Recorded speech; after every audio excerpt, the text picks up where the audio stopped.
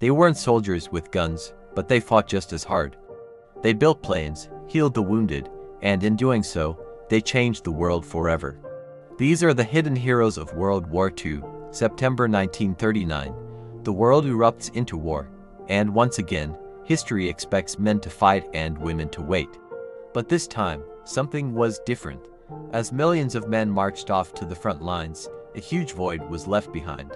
Factories stood empty, hospitals overflowed, and entire nations needed women's hands. In Britain, Prime Minister Winston Churchill made a powerful call to action, urging every citizen to serve. Across the country, posters declared, "Women of Britain come into the factories," and they did. By 1943, over 7 million British women were working in essential industries. They built tanks, planes, bullets, and bombs. Can you imagine it? 12-hour shifts, faces smeared with grease and oil, hair tied up under scarves. They were called munitionettes, and they were the engine that kept the war machine running. Without them, the war effort would have stalled. Across the Atlantic, a similar story was unfolding. After the devastating attack on Pearl Harbor, the United States joined the war. And with that, a new American icon was born, Rosie the Riveter.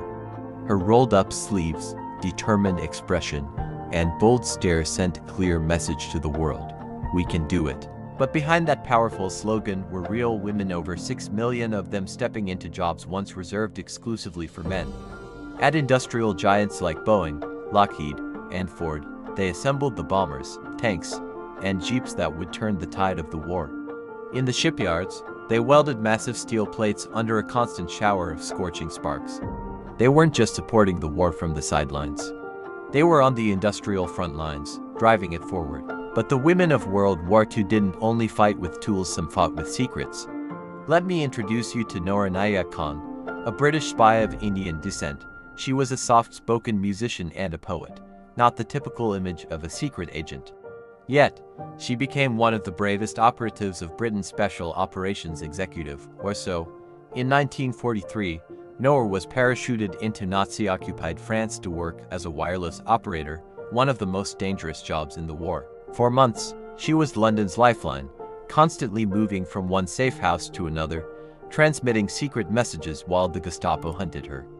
Eventually, she was captured, brutally tortured, and executed at Dachau concentration camp. Her final word was simple, yet profound: liberté, freedom.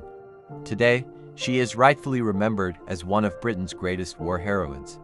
And she wasn't alone. The quiet courage of women echoed across occupied Europe. In Poland, there was Irena Sendler, a social worker who risked her life every single day to rescue over 2,500 Jewish children from the Warsaw Ghetto. She smuggled them out in coffins, ambulances, and even sewer pipes, then buried lists of their real names in jars under an apple tree, hoping to reunite them with their families after the war. In France, the women of the resistance were indispensable. They smuggled weapons, printed fake documents, and guided down Allied pilots through enemy territory. They were not in uniform, but they were warriors all the same, fighting a shadow war where capture meant torture and death. While bombs fell and soldiers fought, another army of women battled death itself, armed not with rifles, but with bandages and boundless bravery. They were the nurses of World War II, in-field hospitals from the beaches of Normandy to the jungles of the Pacific. They worked tirelessly under fire, saving lives in tents soaked with blood and rain. The American Army Nurse Corps swelled from just 7,000 to over 60,000 members during the war. These women treated over 1 million wounded soldiers, often working for days without sleep, proper food, or any real protection from the chaos around them. They were a beacon of hope in the darkest of places. In the Soviet Union, women's roles went even further. More than 800,000 women served in the Red Army, not only as nurses and medics, but as frontline snipers, tank drivers, and fighter pilots. One name, in particular, stands out: Lyudmila Pavlichenko. They called her Lady Death. She was a university student who became one of the most successful snipers in history, with 309 confirmed kills, more than almost any male sniper. When a journalist later asked her if she felt pity for her enemies, she replied simply and powerfully, "I was saving lives by taking lives." And then there were the legendary night witches. This was an all-female Soviet bomber squadron that terrorized German forces on the Eastern Front, flying outdated, open-cockpit biplanes made of wood and canvas. They had a unique and terrifying tactic. They would fly missions exclusively at night, cutting their engines as they approached their targets. They would then glide silently over German camps, dropping their bombs with deadly precision before restarting their engines and disappearing back into the darkness. The eerie whistling sound of their gliding planes was the only warning the enemy had. The Germans feared them so much they gave them their nickname, saying, "Only witches could fly like that." But not every battle was fought with bullets or bombs. Millions of women fought a quieter, but no less critical, war, one of survival, sacrifice, and incredible resilience. In Britain, women of the Land Army ran the farms, plowing fields and harvesting crops to keep the nation fed while the men were away. In Germany, women's lives were dictated by Nazi ideology. Many were forced into munitions work and propaganda roles. In Japan, they organized relief centers and cared for the wounded during the devastating firebombing raids on their cities. And across occupied Europe, mothers fought the daily battle of keeping their families alive. They shielded their children, hid strangers from persecution, and somehow managed to carry on with life amidst unimaginable destruction.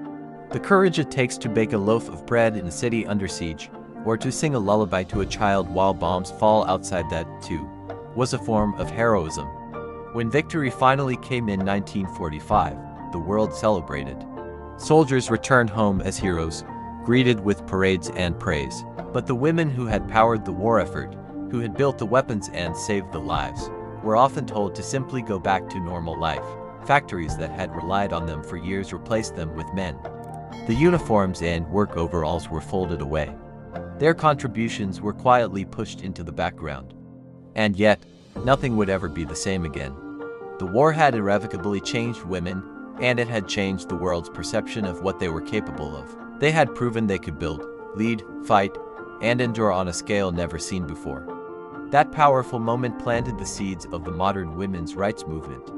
In many ways, that movement began not in protests or marches, but in the noisy wartime factories, the chaotic field hospitals, and the secret networks of the resistance. These hidden heroes had opened a door, and history would never be able to fully close it again. They weren't always on the front lines of fame, but they stood firmly on the front lines of courage. Their stories remind us that bravery wears many faces, and sometimes, it wears lipstick and a factory uniform. If you believe their incredible courage deserves to be remembered, please like this video, share it with others, and subscribe for more untold stories from history. Thanks for watching.